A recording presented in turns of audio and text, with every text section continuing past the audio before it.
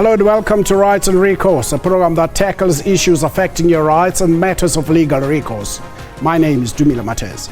Remember, you can also be part of our discussion today by tweeting us at Rights Recourse or calling our studio line on 011 714 5497 or 5498. Alternatively, email your thoughts to rightsandrecourse@sabc.co.za.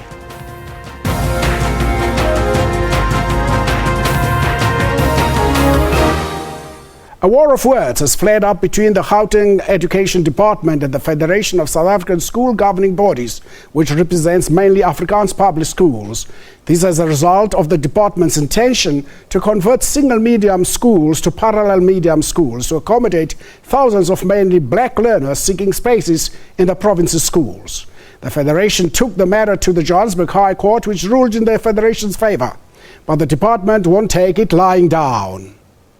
We are obviously unhappy with this judgment because we are of the firm view that language policy should not supersede the right of learners to access education anywhere in public institutions in South Africa, and therefore we are definitely going to appeal this decision.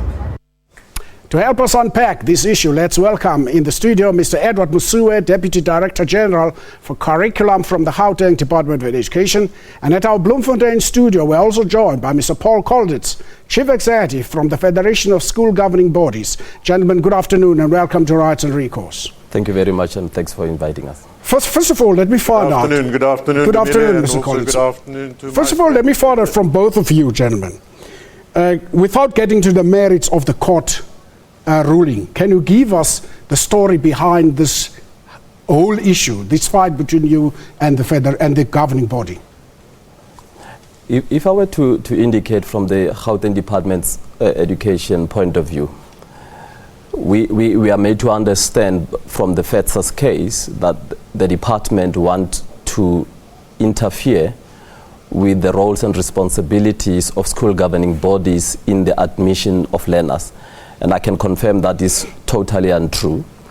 That assertion is based on the fact that the department, at the point when we introduced the admission process, that there was an introduction of an online application system. And there had been an indication from some quarters to suggest that for the MEC of Education to have launched that application system, there was an unintended and a hidden agenda to want to usurp the powers of SGBs in selecting or rather in admitting learners at the school. And we want to reaffirm that that is totally untrue. Or what the online application system seeks to do and will continue to want to implement is to make sure that the department, as a planning agent, as an institution that has to provide for education, we have a database that can inform us of real data that helps us from a planning point of view, from a resourcing point of view, in order that we can be able, therefore, to provide for quality education for all learners in the province. How does that then make the connection between seeking to admit learners through a database, put them on a database, and also seeking to have single medium schools to become parallel medium schools? I think there would have been a conflation of ideas here, and I think that also requires to be put into perspective. The admission of learners in schools currently using an online application system, but we also have a manual system. And maybe let's, for the benefit of our understanding, is to give an indication. We have an online application system which is part of our modernization of the systems, which is what the Gauteng government has committed to doing. But at the same time, we know that in the past and up to now, there has been a method of manual application where parents would go to a school of their choice, go and apply within the regulatory framework. But what we then had to say is that as we migrate towards a modernization process, but equally also wanting to make sure that as a system, we would have proper planning mechanisms, that these two systems will then be integrated at a point when we will then be able to have one single set of learners who would have applied. What that would help us to do is that it will help us to reduce duplication. I can tell you now that as at the beginning of this year, for example, in Gauteng only, we had close to 30,000 new applications that we had received, and of that, as we began to want to place learners early in the year, we were able to find that there were many duplications because parents had gone to apply into 1, 2, 3 or 4 schools. On the other hand, the whole question therefore of the parallel medium, it's a separate process that of a bigger program that the MEC for Education has put in place. We have what we call the Reorganization of Schools project. What that project seeks to do is how do we position the education system in Gauteng, like our MEC would have always continued to say, that we are the powerhouse in Gauteng. We want to make sure that we compete with the rest of the world. And in that context, the reorganization program of the schooling system in Gauteng touches on a number of things, one of which is how do we begin to determine the utilization of resources that we have.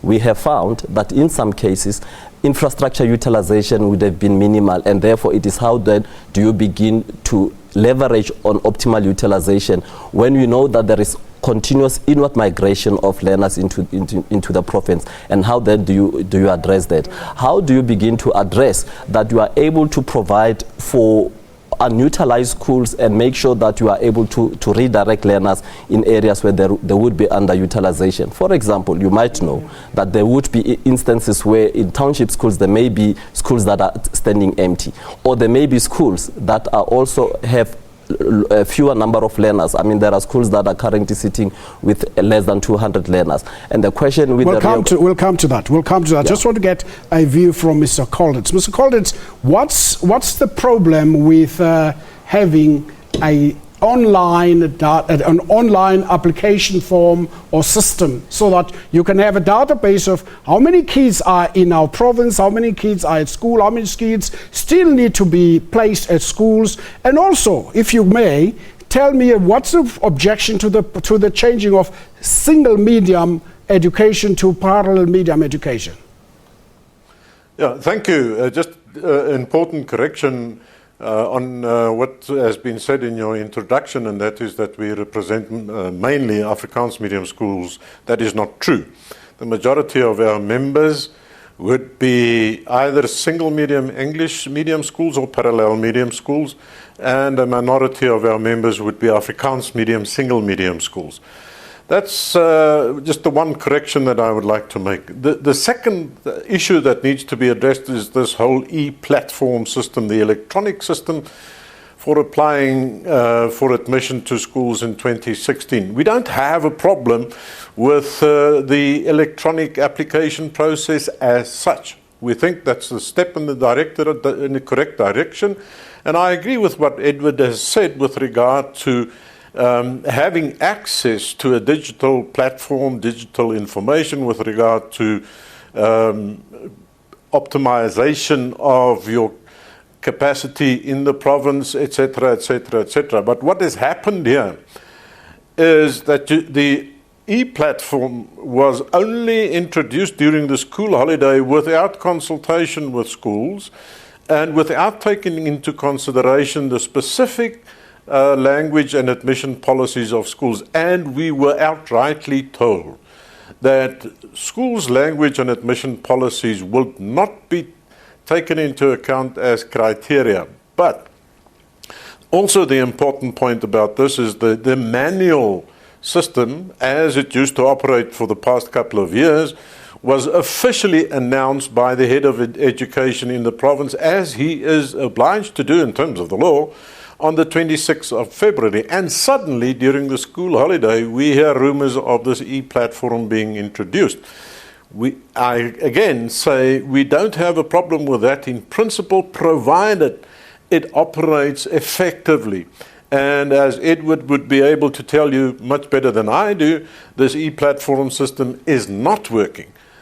But that's a practical thing that can be sorted out in future. What the problem is, however, and that is why we got a little excited, and that is that the legal procedures and requirements for admission to a school were not included in this e-platform. Initially, we were told, no, it's no problem. We will respect the language and admission policies and criteria of individual schools. But eventually, we then discovered that that was not happening, and the court would not have ruled in our favor if the court had not found that that is, in fact, the true position. Well, if you'd like to join us, we need to get to. We'll come back to that. I'll give you a time to talk to that. If you would like to join us in today's discussion, please you can call us on 011 714 5497 or 5498, or tweet us at Rights and Recourse, or email us at rightsandrecourse@sabc.co.za. Stay with us.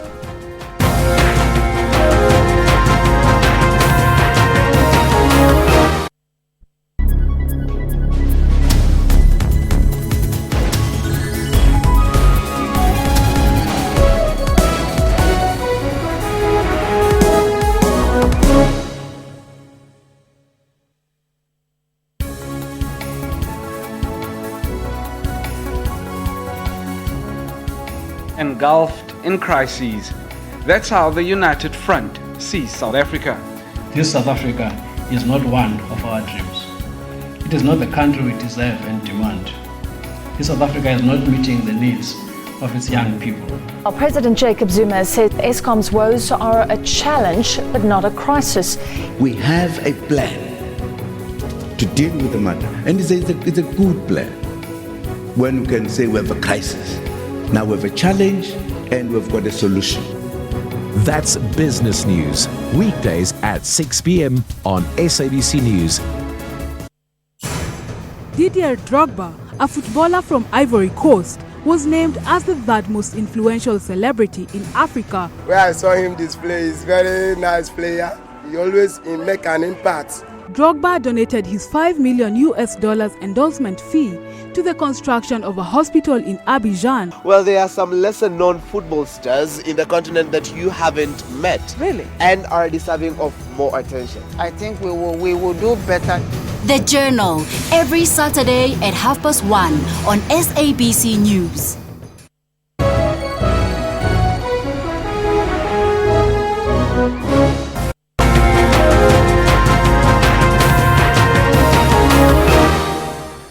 Welcome back, gentlemen. Now that we have got the issue of online registration out of the way, because Mr. Paul Collins said they have no problem with that. Let us, for the purpose of this discussion,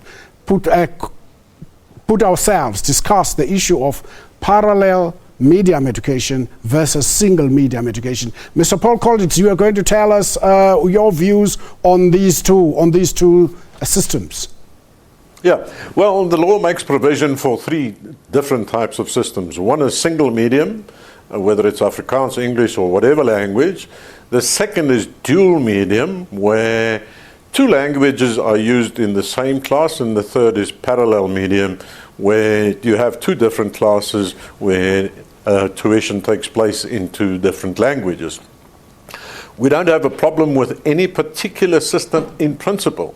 The problem is with dual and parallel medium education. They are the most expensive education systems, particularly parallel medium, because you're running two different schools under one roof.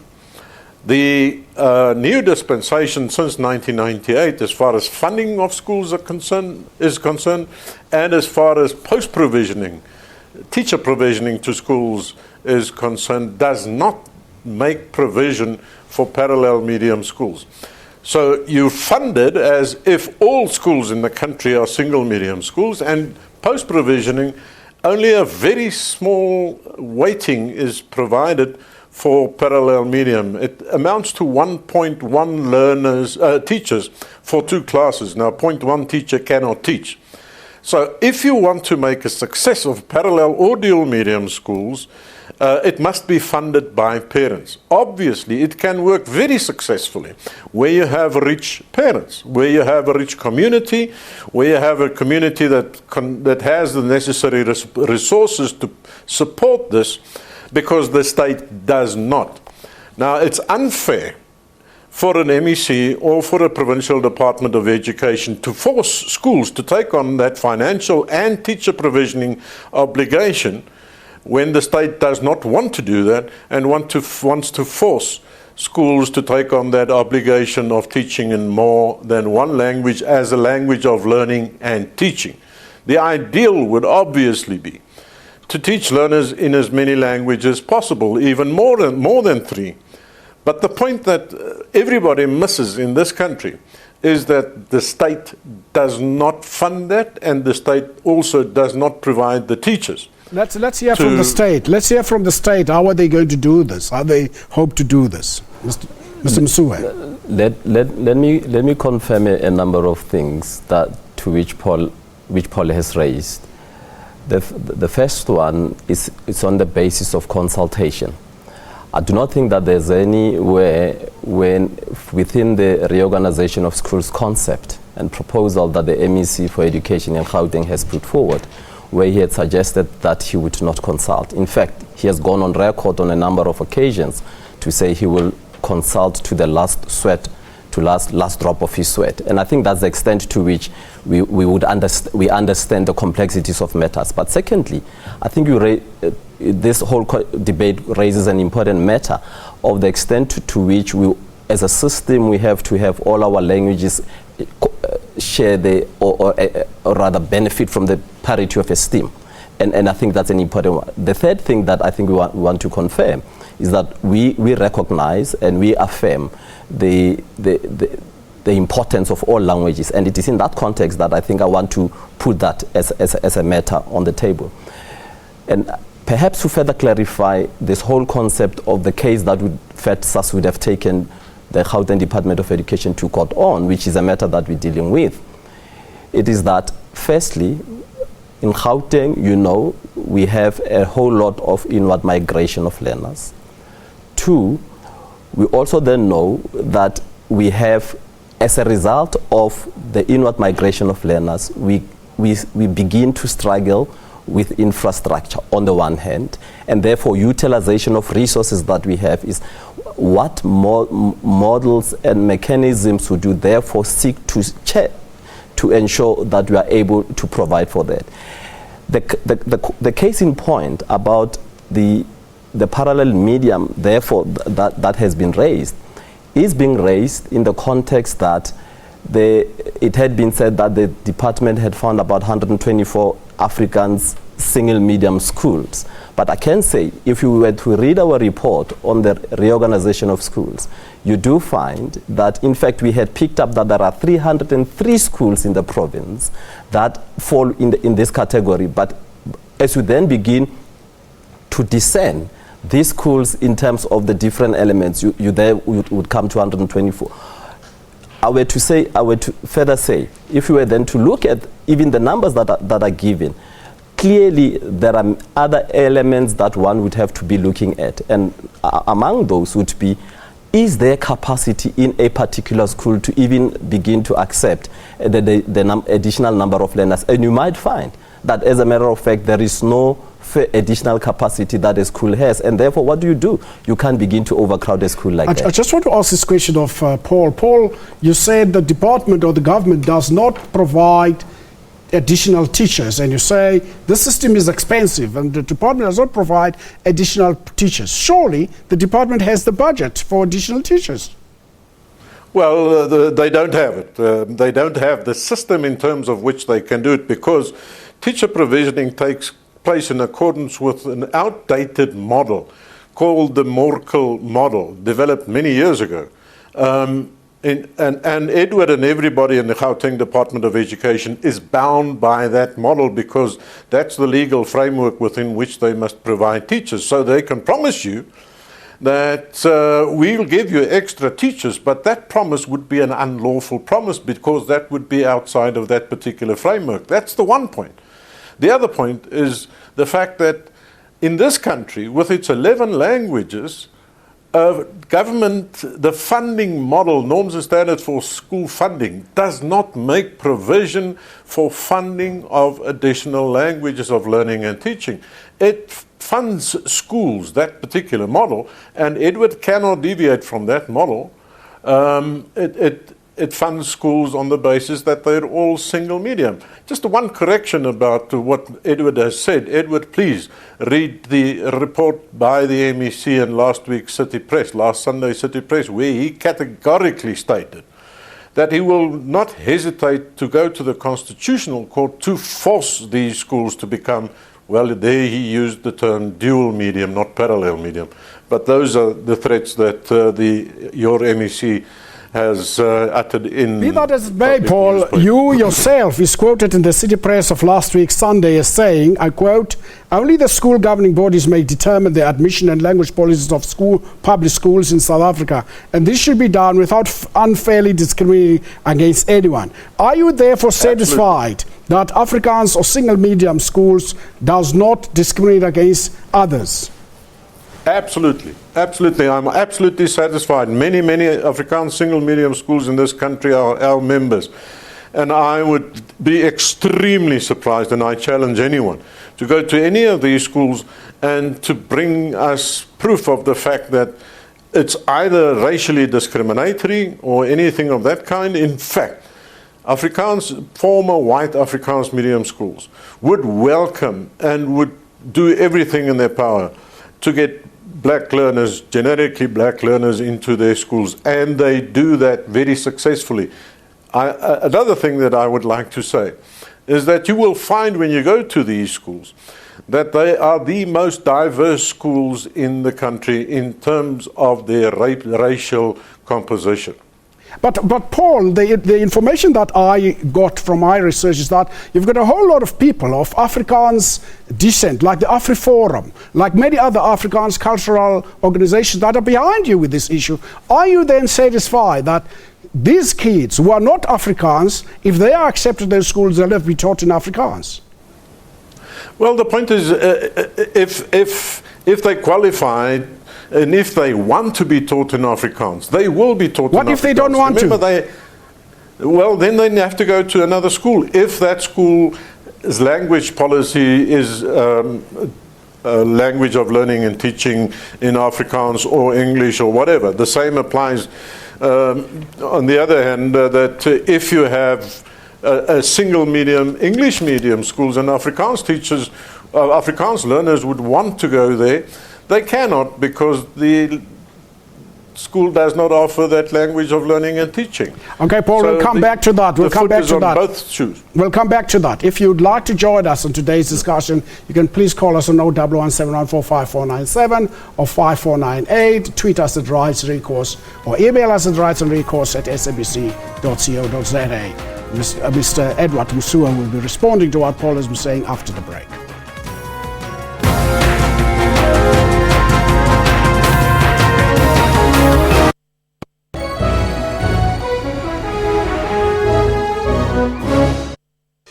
Morning is when different people take different directions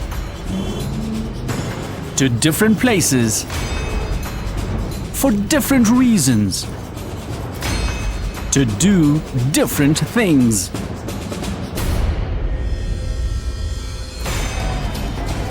Streets come alive. Evening is when people go home to their loved ones and turn to South Africa's most watched and trusted evening news. Because we keep the nation fully informed. We are SABC News.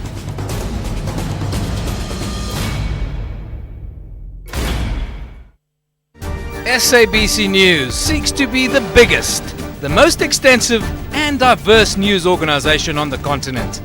Our mission is to provide accurate and credible news and current affairs programming throughout the day. We are committed to covering every part of the continent. We reflect the world to Africa and Africa to the world.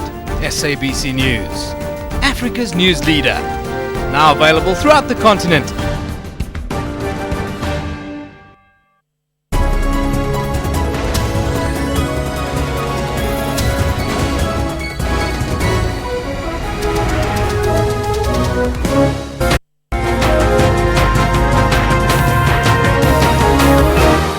Welcome back. Edward, besides what Paul has been saying, I would want to believe that the government has a constitutional obligation to see to that all children are at school. And that is why it is important that you should create conditions at schools for children to be able to be taught in languages that they want to be taught in.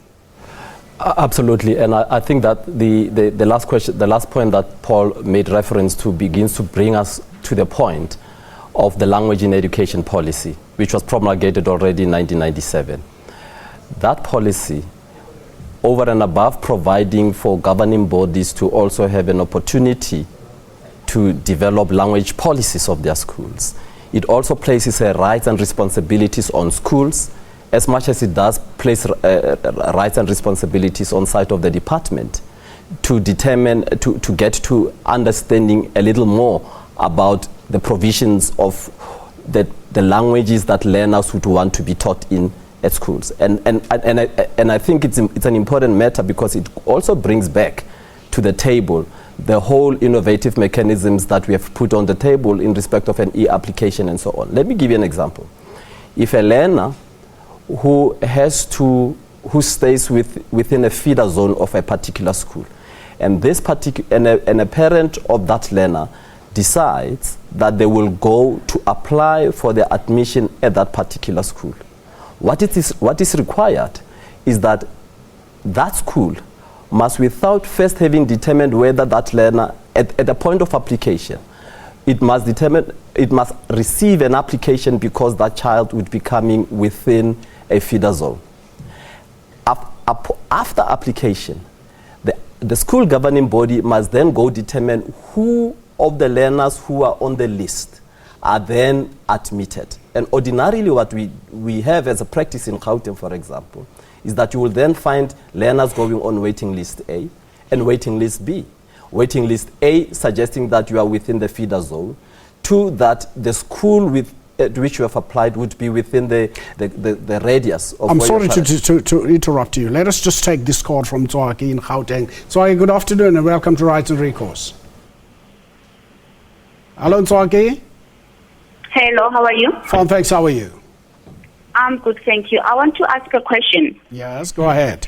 I want to ask Paul, why is it that as parents, when we go to these African schools, living next to the schools, these schools don't want to even give us an application form. They tell us, no, we can't accept you, go to the next school or go find another school or an English school. Then he comes and he come and tell us here that they are not racist. They are racist. Because why would they refuse to give me an application form to apply to a school of my choice? More so that I live next to the school, just across the road from the school. Secondly, I want to know, why are they telling their schools that some of us applied online, and when we go to these schools to go and verify our documentation, then they tell us, no, we're not accepting parents who applied online. Must I suffer because I'm a parent? And I took the cue from the MEC to say online applications are open. I applied online. But when I go to the school to verify documents, then I'm told you cannot come and verify documents. We're not dealing with online applications. And FETS has told us not to.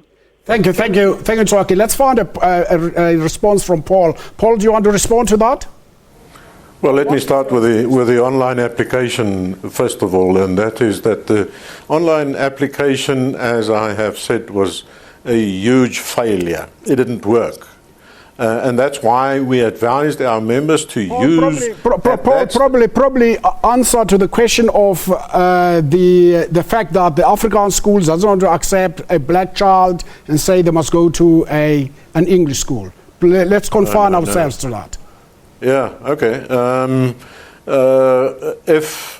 If a black or a white child who wants to be taught in Afrikaans lives right opposite a single medium English school, the majority of schools in Gauteng are single medium English medium schools, and that child would approach that particular school and say, I want to be taught in Afrikaans even though I'm the only one who wants to be taught, then obviously the school cannot admit that child. Now, is that racist? No.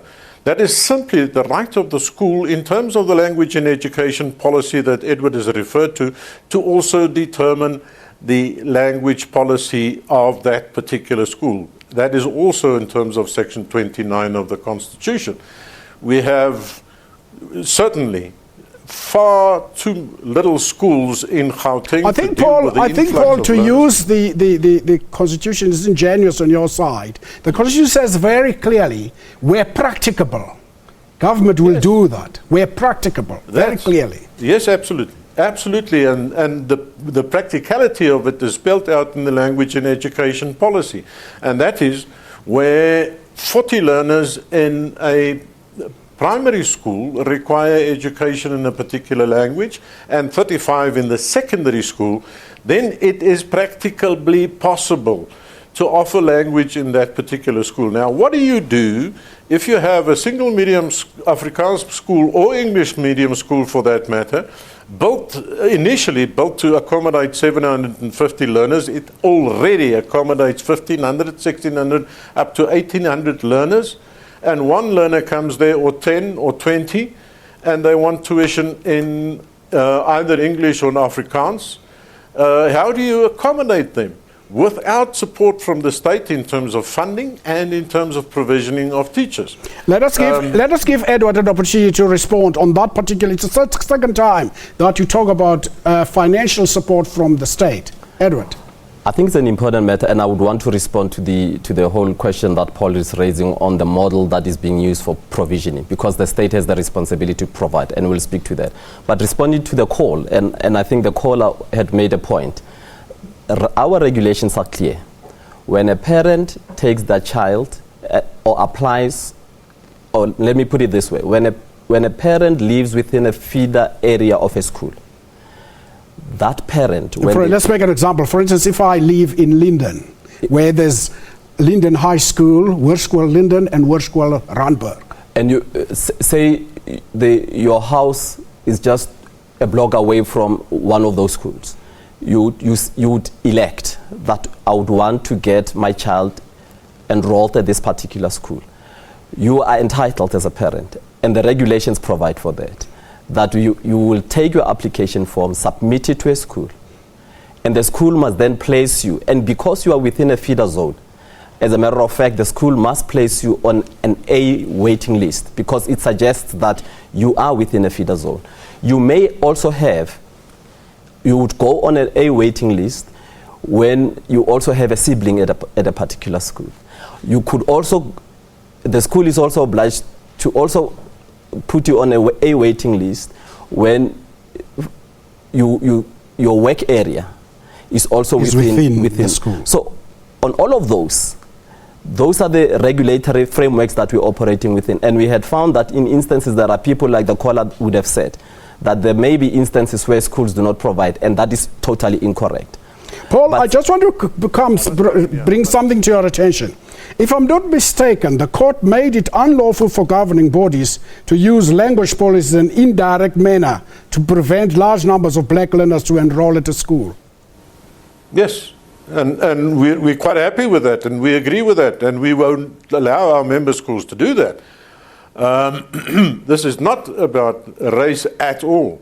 But Paul, sorry, let me come in here. Yeah. It's not about race at all, but you say the kid must be prepared to be educated in Afrikaans, even if that kid does not understand Afrikaans, and even that kid doesn't want to be educated in Afrikaans.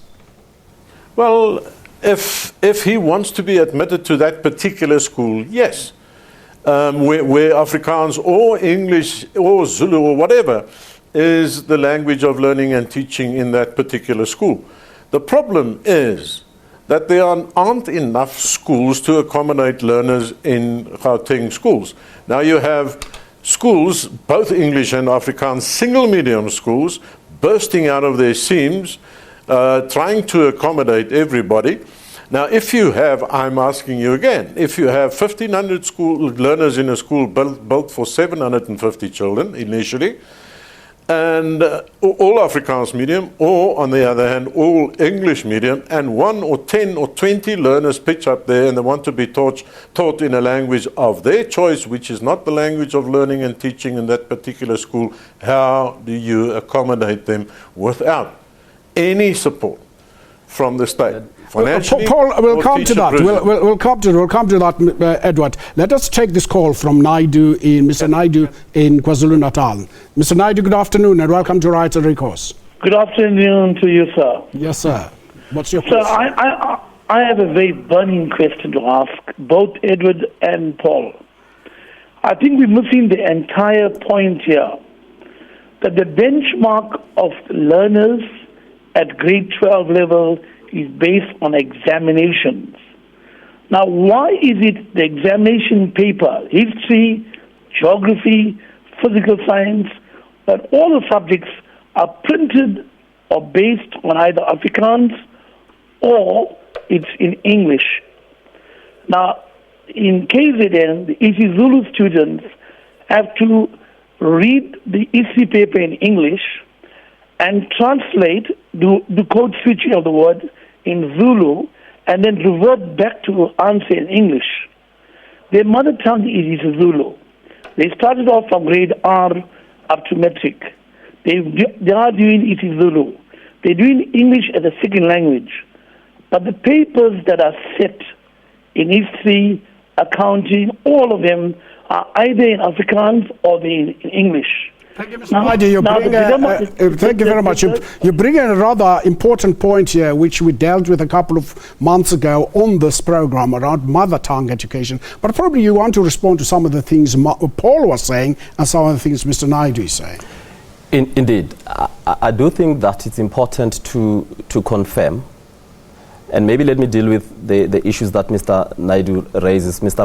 Naidoo raises the whole concept of mother tongue instruction, which the department supports, but equally remember that a school would also then select what you call a language of learning and teaching.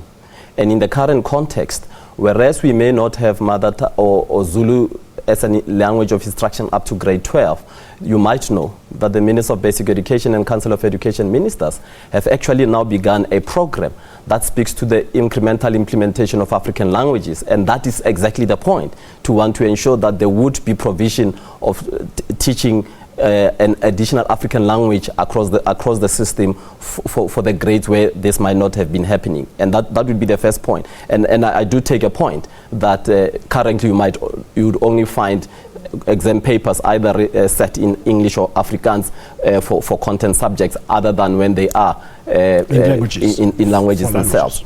Paul continues to raise the whole question of funding. And I want to, but he raises Can the you question hold of on funding. with the first, when we come back from the break, you'll respond to this issue of funding that Paul has constantly raised. If you'd like to join us, like Mr. Naidoo and Swaki, you can call us on 011 714 5497 or 5498, or tweet us at Rise Recourse, or email us at riseandrecourse@sabc.co.za. Stay with us.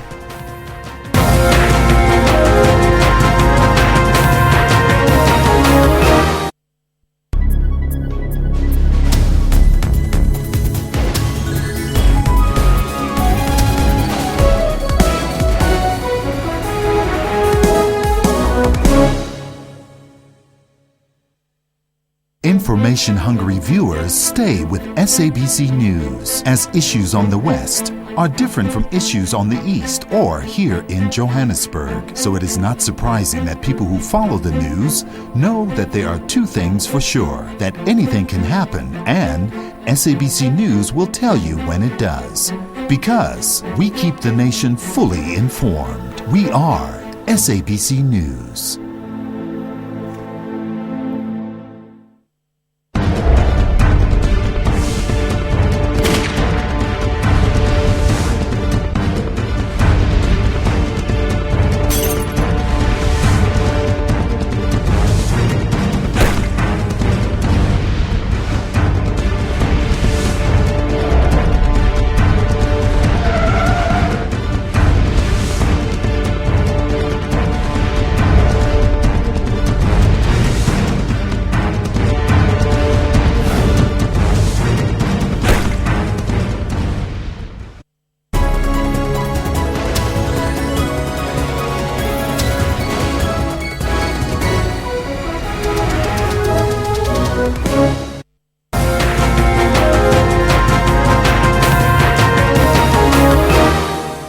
Welcome back. We are still talking about single medium or parallel medium education.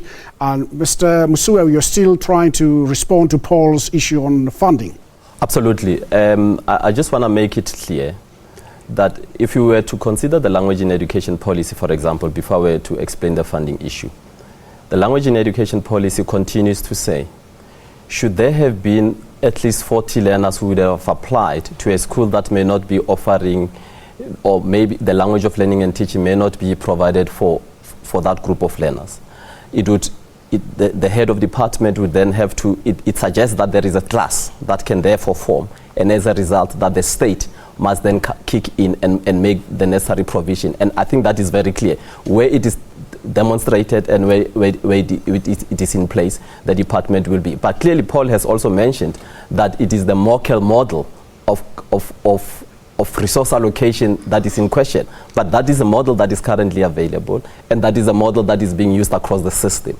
But equally, I think an important aspect to look at is that, remember that from a policy perspective, the department would also have made available two categories of schools, your no-fee paying schools and the fee-paying schools. And it is within that, if we were to bring into the policy debate all of these matters, you will realize that whatever policies that there could be, there is nothing that precludes the system to be able to accommodate all of the different permutations that we're talking to. And I think it's an important matter that I want to also bring, so that it may not suggest that the government and the department is not providing resources. Paul, I want to come back to you in Bloemfontein. In a majority judgment, I've been trying to say to myself, to what extent is this case similar to the Hoërskool Ermelo case? In the majority judgment in that case, Judge Moseneke, Deputy Chief Justice Dikgang Moseneke, made the following finding, I quote, "In line with Section 62, subsection 2 of the Schools Act, this does not mean that the function to decide on a medium of instruction of a public school is absolute or is the exclusive preserve of a governing body. Nor does it mean that the only relevant consideration in setting a medium of tuition is an exclusive need and interest of the school and its current learners or their parents." What do you say to that? Well, we perfectly agree with that, and that's the law by which we operate. But what's your objection then when the government says, when the department says it wants to look at Afrikaans schools, Afrikaans medium schools, and probably there might be capacity to add more pupils? Yeah, well, the point is we must not single out Afrikaans medium schools. As Edward indicated right at the beginning, we must look at all schools in the province. There are many schools that, according to our information, that are running empty. When you're talking about the list of schools provided by the department, the 124 schools, by the way, of which not all are Afrikaans single medium schools, but every single one of those schools are bursting at their seams with 1,500 and thousands of learners in those schools, initially built for 750. Paul, you've made that point. I just want you to make that point. I want you to come to the quote I made from Judge Moseneke. Yes, getting there. Two things must be clearly distinguished. In the Ermelo judgment, the judgment dealt with the unlawful actions on behalf of the head of education. That is the only issue that we're addressing in this particular case. It's actually not about language. It is about the capacity and the power of schools to determine language policies and admission policies for their schools, and the department's infringement on the rights of the school governing bodies, the unlawful infringement. My apology, Paul, I didn't mean to interrupt you. I just want to take this call from Mr. Mkhize. Mr. Mkhize, good afternoon and welcome to Rights and Recourse. Very good afternoon, sir. How are you? Fine, thanks. How are you? Great. Actually, I just wanted to ask just one question to a gentleman that is with you on the show. Edward. Yes. My question is, because in this language policy, I think actually parents in South Africa must be well informed and properly actually empowered regarding these policies. Because if I may ask the gentleman in the studio with you, if actually an African family is living or staying next to the school in the township, like maybe 200 meters from the school in the township, the question is, will actually that school be able to teach that one Afrikaner child in the township school that is actually teaching in Zulu or even in English? And how will the department then support that school in the township that is teaching one child in Afrikaans, especially in the township? If it's that's actually not possible, then we must not judge the Afrikaner community if they are actually applying the very same principle in their schools. Thank you very much, Reverend Kiza.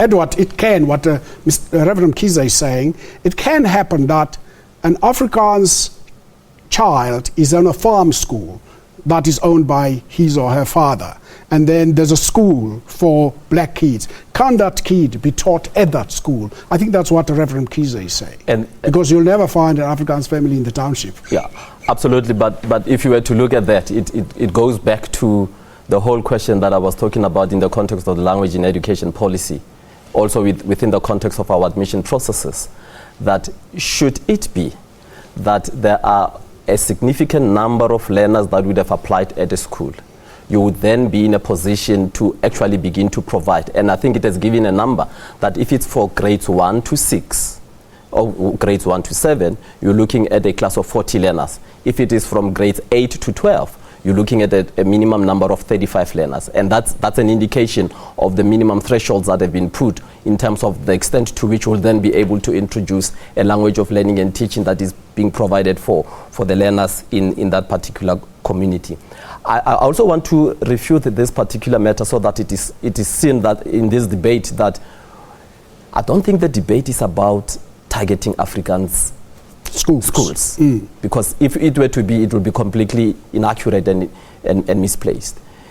The issue here is about utilization of resources, public resources to ensure and to maximize and get optimal usage of that. Well, we can deal with that when we come back quickly, whether this is targeting Afrikaans school. I think Paul made that statement when we come back from the break, and you can still join us by calling us on 011 714 5497 or 5498, or tweet us at Recourse. Don't go away. We'll be back after the break.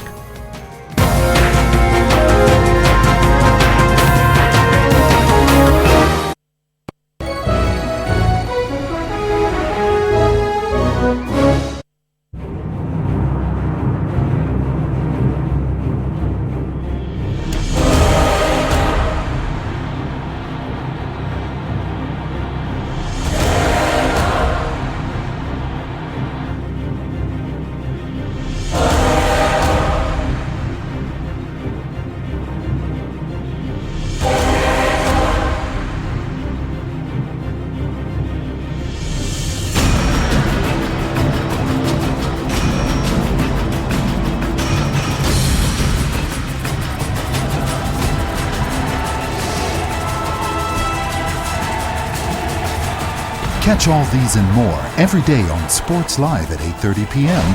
on the SABC News Channel.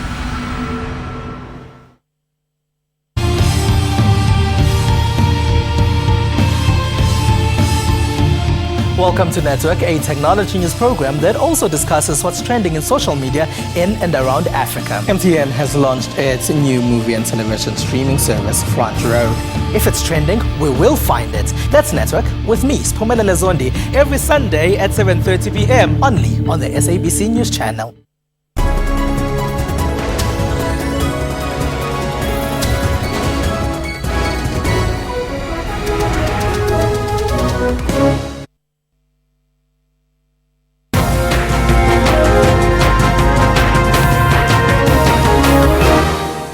Welcome back as we continue with this discussion. After this, I just want to get one more response from Paul regarding this issue of targeting Afrikaans schools. Paul, you were saying a government should not be targeting Afrikaans schools, but Judge Museneka further went on to say the governing body of a school must in addition recognize that it is entrusted with a public resource which must be managed not only in the interest of those who happen to be learners and parents at the time, but also in the interest of the broader community in which the school is located and in the light of the values of our constitution. Is this what the provincial department is able to achieve? Well, no, that's not what they're doing. We're quite happy with Judge Moseneka's statement, that is the law. And we're saying complying with the law, and the judgment that in this particular matter went against the Gauteng Department of Education precisely because they were not complying with the law. Let me just make one extremely important point from my perspective, and I think you said it was Reverend Mkhize, the last caller, yes, who referred to a particular scenario. That scenario is a very real scenario. Remember that in South Africa, the majority of Afrikaans-speaking people are not white. They're, in fact, generically black. And let's please take the race out of this discussion and discuss what is in the best interest of learners, mother tongue education, and all of those issues. It sounds very much if Edward and I, if we were left alone, could have a good discussion and could resolve this problem if we don't have to go to court. But then, as the court found, the Gauteng Department of Education must act. But if I may come in here quickly, Paul, this is not the issue really that you went to court for. No, we went to court about unlawful action by the Department of Education. The court ruled in our favor.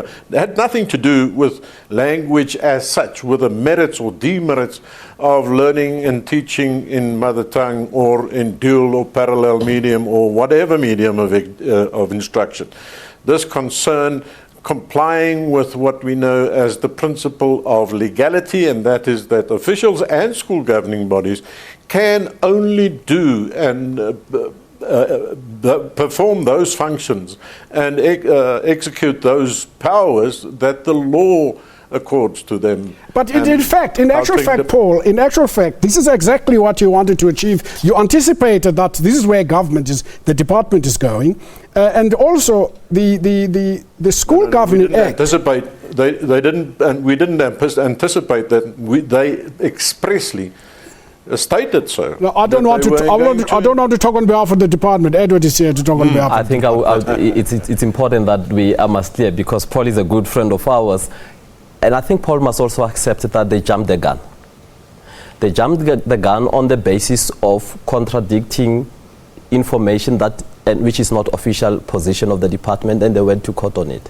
However, the court may have ruled, which we accept. But as we indicated, that we will appeal on the basis of some fundamental elements that we're dealing with from a language point of view. There is no indication whatsoever at any one point where the department, through the MEC or the head of department, had suggested that we are interfering with the rights of school governing bodies in dealing with admissions and determining language policies of the schools. I think that's an important and fundamental statement to make. What FETSAS had gone to court on had also been based on the introduction of an e-platform, which they support. But here's a matter that I think we need to be clear on, that the department wants to stress. The department has a responsibility to use data at its disposal to determine how best, using that data, to plan and utilize the resources that are available to ensure that they could be equitably distributed in our attempt to get quality education for all the children. And it is in that context that for the first time, this e-application platform that we are putting in place, taken together with the manual applications that would have been received, which will then be captured onto an e-platform.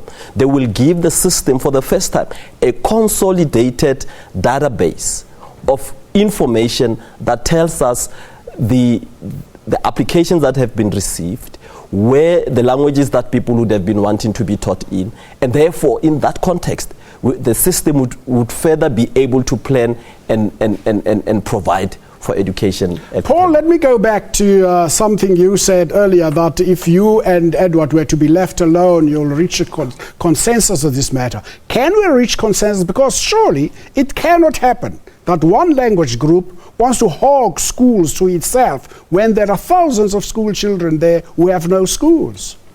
Yeah, absolutely. I agree that in that sense, English is in fact holding South Africa to ransom. All the other 10 languages in the country. Paul, let's just take this call and then you can respond collectively and make your final comments on that. Good afternoon and welcome to Rights and Recourse. Hello. Hello, good afternoon. Yes, thank you. I just want to be brief. I would want to say Afrikaans is just being used as a medium to continue to perpetuate apartheid. But the question I want to ask that gentleman there or his organization is, what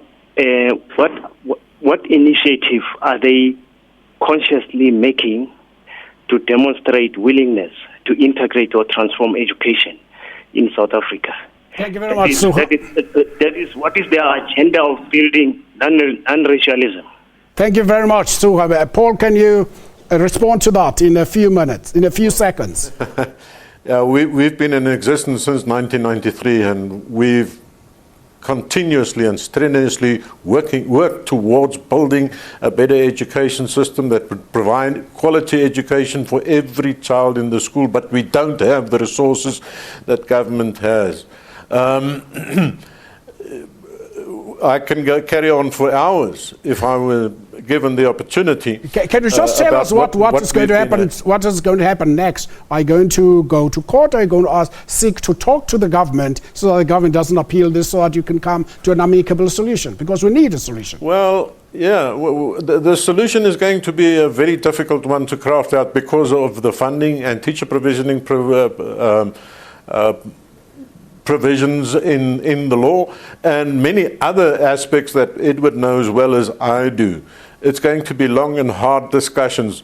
Don't do as government did, and Edward accused us of jumping the gun, but obviously the court would not have ruled in our favor if we did not provide it with hard evidence under oath to prove. Let's hear from Edward in a few seconds. No, thank you very much. You're prepared to meet with them? We've always consulted, and Paul knows that our doors are always open. As a matter of fact, on all of the different elements that are introduced, when policy is introduced, there's always consultation. And I do think it's important to further stress that my MEC has gone on record to say he will consult to the last drop of his sweat. And I think that's an important statement because on an ongoing basis, he's indicated that he will consult and ensure that we are able to provide quality education at the end of the day. Well, it was never our intention to have a solution on the program here, and I think this discussion will go on for a long time because we need a solution. This has been Rights and Recourse. This program is repeated at 10 tonight and at 5 on Monday morning. From all of us in the studio, thank you to our guests and good afternoon.